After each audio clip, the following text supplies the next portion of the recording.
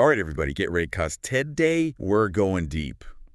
We're talking Alaska Energy Metals Corp, AEMC. AEMC. And you sent this one over at a very interesting time, I think. Yeah. Because they just closed this big round of funding, right? Yeah, pretty recently. Like September 5th, $8.6 million. So that's got to get your attention, right? Big money. So what's got everybody so fired up about AEMC? Well, the interesting thing about this is what they're focusing on. So AEMC has gone through a little bit of a transition, and they're putting a lot of their focus on this Nikolai Nickel project. Okay. And it's in Alaska, of course. Alaska, yeah. Not exactly where you think of when you think nickel mines, right? Yeah. Like tropical islands, that's what we usually hear. Okay. Yeah. Yeah, this is a different story. And that's part of what makes AEMC so interesting. I mean, most of the global supply of nickel is controlled by just a few players, especially Indonesia. Right. But, as we need more and more electric vehicle batteries, people are starting to think, is it such a good idea to have all our nickel coming from just one place? Yeah, it's kind of like, you want to diversify your portfolio, right? Exactly. Makes sense. That's what's going on here. So AEMC, they're in the U.S., and they could be a really important domestic source of nickel. And that's a big deal right now with the current administration really pushing for securing those supply chains here in the U.S. Right, right.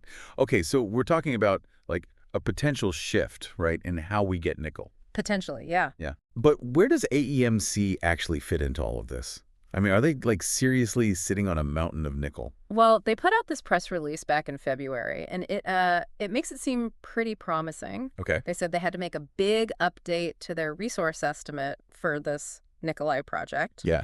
A 180% increase. 180? Yeah, in what they call inferred resources. Okay, before we get too excited, can we break that down a little? Inferred resources, what does that even mean? Sounds like there's some wiggle room there. Yeah, for sure. You got to understand what they mean by that, right? Right. Inferred resources basically means they're making a really educated guess. Okay. Based on, the geology and the data they have. Okay. It doesn't mean they've actually dug up all that nickel yet. It just means that based on what they know, it's probably there. So, like, they've got a hunch. Yeah. Based on some pretty good clues. Exactly. Okay. But they haven't found the treasure chest yet.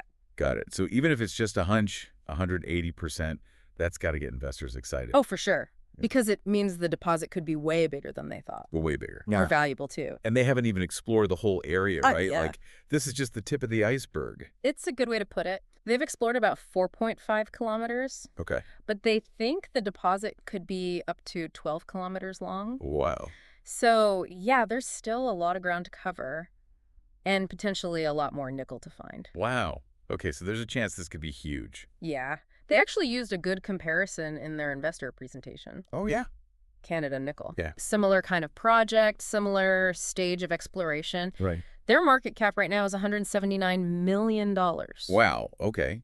So potentially AEMC could be looking at that kind of money down the line. Yeah. But that's a ways off, right? I mean, they're not pulling nickel out of the ground tomorrow. No, not at all. It's a long process. Yeah. More drilling, feasibility studies, permits, and they got to actually build the mine. Right. Lots of regulations to deal with. And that brings us to their marketing, which seems pretty intense for a company at this stage, right? Yeah. Like they're going all in on influencer outreach, even podcast production. They've got it all budgeted out. Yeah, it's interesting, isn't it? They're really trying to shape the narrative around this project. Yeah. Get investors on board who are thinking long-term about this whole domestic nickel supply chain. Right. But it makes you wonder, are they being smart, getting ahead of the curve? Or are they just trying to hype things up because they're still in such early stages? I mean, they're even talking about going after government grants. Yeah, and that's where things get really interesting. Yeah. They're playing into this whole political climate, right? Domestic sourcing, critical minerals, the Inflation Reduction Act.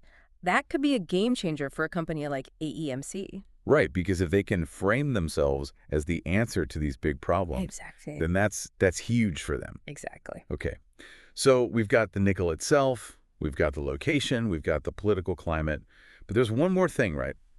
What about this Cobalt Metals? They're right next door to the Nikolai project. Oh, yeah. And not just anybody. Yeah. Right? We're talking Bezos, Gates. This is a whole other level. Yeah, you can't ignore that.